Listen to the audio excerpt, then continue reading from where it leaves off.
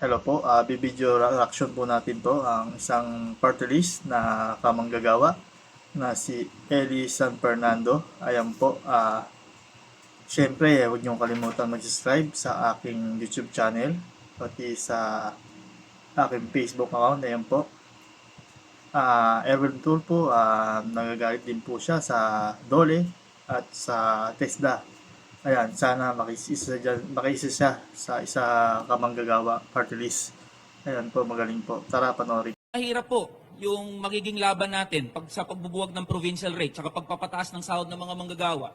May mga maaaring maging kaalyado, maaaring makinig doon sa plataforma at sinasabi ng kamanggagawa party list, and we are more than willing to work with them. Pero kung hindi talaga umepekto sa loob ng Kongreso, again, kanino ba nakasalalay ang tunay na kapangyarihan? Hindi naman sa mga kongresista, hindi naman sa mga congressman at sa mga senador.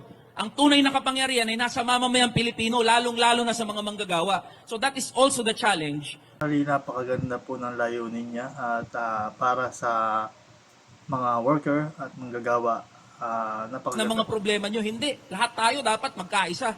Lahat tayong mga manggagawa, mas marami tayo kaysa mga congressman. There are only 300 Kaya sana, congressmen. There are pamanggagawa, 51 million mga workers in the worker, formal economy. supportahan po natin Pag ang nagsama-sama kanilang yung mga hadikain 51 milyon na mga tumaas ang manggagawa ating sa sahod. formal na sektor, Share na lang po baka ang mga ating tog yung mga video. kongresista na Marami yan. pa tayong So hindi po video na nakasalalay. That is the pwedeng message of makita na kamanggagawa. gaya rito.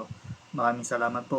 Suporta lang po lagi sa ating YouTube channel at FB account ko. Maraming salamat po.